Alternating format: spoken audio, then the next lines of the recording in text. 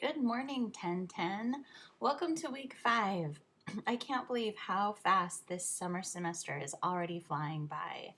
I hope you guys enjoyed the lighting module that we are wrapping up this week.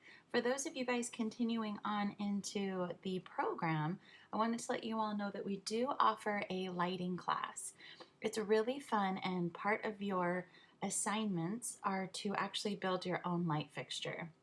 So if this was a week that you found particularly fun, you will have the lighting class to look forward to when you get further on into the program. Now let's hop into Module 5, Space Planning, the design process. This is a pretty big week. The workload is pretty heavy, and it's going to set you up for your final project. So I'm going to go over some of the main assignments that are coming up, including beginning your final project notebook, site measuring, and also your client profile. So remember, it's going to be a lot of heavy lifting this week, but you're working towards your final project. So your final project is to start creating a client notebook. And the best part, I think, about this project is that you are going to be selecting an actual client and designing a space for them. We hope that you work with somebody that isn't yourself. It could be a neighbor, a friend, even a family member, but we want to make sure that you are considering their input on the design process so that it's not just, what you would put in the space, but you're really listening to this input and designing the space for them.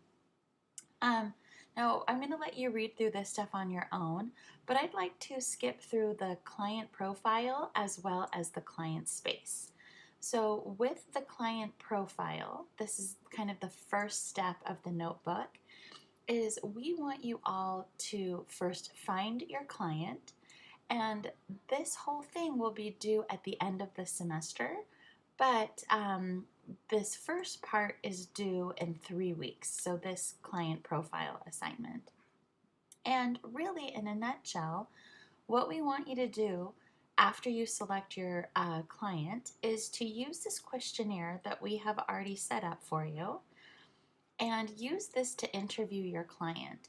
One thing that I think is helpful is maybe reading through these questions first, and then after reading these questions, maybe think of somebody who would be easy to work with. Last semester, I found that a few people struggled, for example, because they worked with somebody that whenever the client was asked anything like a favorite color, they'd say, I don't know, I don't care. Or if they talked about like hobbies, the client was like, I don't know, I don't care. So really work with somebody who's willing to give you some feedback, to give you some inspiration for the space so you can really build this project around them. Remember that it has to be somebody where you can go to their house because you will be measuring their space, and you'll also be listing existing items that they want to incorporate. Some people want a totally clean slate, just get rid of everything in that room and put in new stuff. Now, of course, this is theoretical, and so, if they want to get rid of everything or keep a few things, it's totally fine. But that's the first part. Who will your client be? Who do you think you would enjoy working with over the rest of the semester? Okay. And then after you do this portion of it, remember this part is due in 3 weeks. We will be grading you on a few different categories here. This is the signature assignment for this semester, which is why we have all of these different grading categories here for the general ed portion of it. Now, in addition to that, what we'd also like you to do is do some site measuring as well. And actually, before I get too far, let me hop back into the client profile. This is an example of a client profile. So you can go ahead and read through this. This is an example that has been filled out already. So you can see who the occupants are. She has a grandmother who visits monthly, limited mobility. You can read through this on your own, but we wanted to let you know that not only is there a blank client profile here, but there's also this example filled out to kind of give you some ideas of what we're looking for.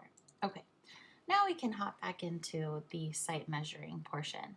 So this is what you will use after you find your client and then narrow down the space that you're working in. Now remember, we hope that it's some sort of a public space, living room, family room, great room, no bedrooms, please. Bedrooms are pretty limited in what you can do as far as design and the scope. So using the public spaces where we're incorporating usually more than one function, it's a better design project for all of us. So with this project, there are a few PowerPoints that will help you use scales and also how to actually measure the site. And in the end, we'd like something like this. So you can actually put measurements on there, but you can also see you can keep the grid below the tracing paper, and that'll give us an idea. If each one of these is a foot or 6 inches, we can easily scale off of that. Please remember that neatness does count on this, so I want to make sure that you guys are keeping it nice and tidy. So don't wait last minute to do this project. You'll want to definitely spend some time, and most importantly, get the right tools for it. Make sure you're using straight edges, a ruler or a T-square, and that you carefully measured everything out, because we'll be able to tell if the doors, the windows, or the hallways aren't drawn to scale. So those are the main parts of this Module 5 space planning. Remember, it is a pretty big week. We're setting you up for your final project. If you have any questions, you all know where to find me. And again, if you're ever on campus, I'd love to see you on a Tuesday or Thursday.